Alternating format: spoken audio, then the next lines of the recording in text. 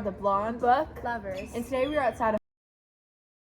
It's Friday, October 27th. And today we're going to be reviewing the book called The Absolutely True Diary of a Part-Time Indian, written by Sherman Alexie. Let's go! What do you guys think of this book? I think there was a lot of themes going on throughout the book and a lot of different messages coming from. So what do you guys think about some of the things going on? I think one of the themes was just Junior growing up and branching out of his Indian reservation. Yeah, I think so too. I think there's a lot of kind of like him becoming like who he is as a person and like that journey throughout that. What do you think, Sarah? What else was kind of going on? Like adding to branching out, like he's lived on the res his whole life. So like branching out to going to Reardon and like being in a school full of white kids. Yeah, like just like breaks the stereotype. Yeah, and like he talked about like how like this kid was like scared, like he was like a nerdy little wimpy kid, and he like kind of dominated the school. I'm not gonna lie, like he really like he showed his place. Yeah, he made his impact, and that's like a big thing, especially coming from like the res and all that. Especially being the only Indian kid in the school. Yeah, like and he went from being like pretty much almost hated to being like loved by a lot of people and cared about, and I think that's like that was hard for him, but he did it. Also, kind of like a theme of like hope, a little bit, a lot of it actually throughout the entire book. To just persevere and like keep going. Yeah, no matter like, what. Yeah. He kind of like he had a hard life. Yeah, and he like hope wasn't really there until like he was the one out of all the Indians that kind of like got that hope back. Expanding on all of these themes, I was kind of thinking about does Junior's understanding or lack of hope say a lot about how he was raised?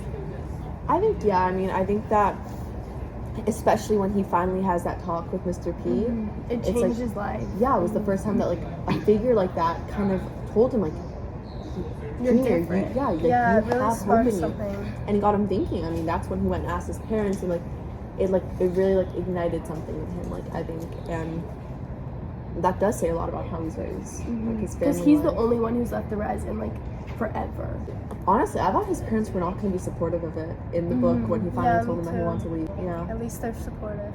Yeah, his parents, I mean, but I think considering that he did not like have that kind of like that role hope, model. Yeah, and that hope before, like that says a lot about his parents. Like they really were not mentioned. Like at least his mom was not mentioned a lot throughout the book at all, except for when she was grieving, and father too. And following the same thing of hope, like the same theme. What do you guys think about the cartoons that he writes, and like how are those kind of like an escape from reality for him, and like what do they mean to him? I think it just kind of expresses the things he can't talk about. Yes, because he's always been like shy and like nervous to talk to people, and like he even said like he wants to talk to the world. Like his cartoons are like him talking to the world and like getting his point across. But I definitely think him going to Reardon really like helped with him communicating. You see less and less cartoons. You do, and when you see them, they're more memories almost. Like his cartoons, when they're first shown, they're more like in the present and stuff like that, and like just kind of describing situations he goes through. But then like as we like go on, like they're just kind of like glimpses of memories, which is kind of showing like you know like how much he's grown. Yeah, he's branching out. Yeah. Okay, so here for a change of scenery, we're gonna have our famous Jade co-host singing a song that we think really relates to this book. And we'll go a little more into depth after we hear her sing.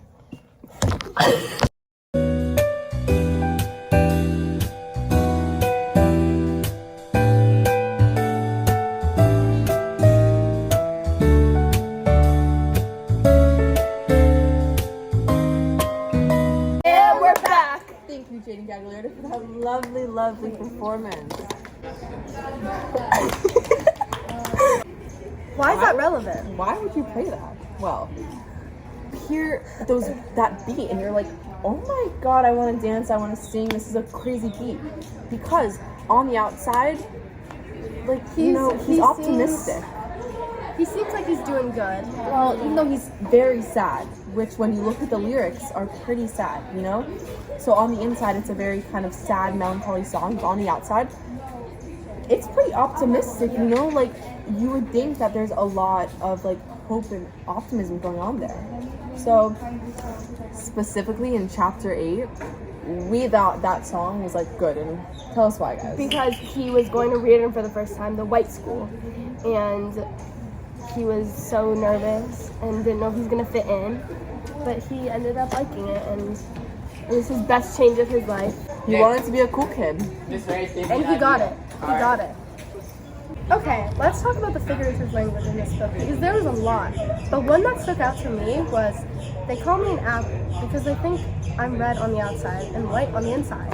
That's a pretty deep, like, you think it's funny, like, haha, like, apple, like, But actually comparing someone to thinking apple. about it, It's kind of sad. I mean, it's talking about how the people that he grew up with, his people on the res, are calling him a traitor and saying that you might look like an Indian on the outside, but inside you're a traitor. You're white, like all that stuff. And honestly, that's like their way of disowning him, like, which is horrible. Like, no one wants to be disowned by your family, by your friends, anyone like that. What about you, Sarah? Did that stick out to you? yeah.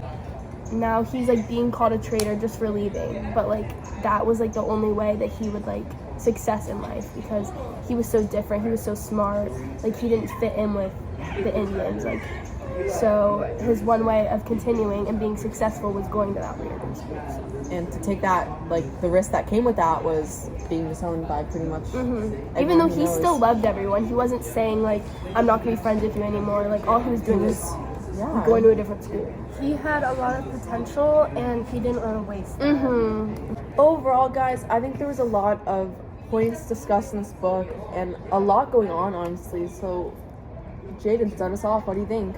I think I rate this book an 8 out of 10. I think Sherman Alexie really brought out points of, you know, not being white, you know, you can like any other race.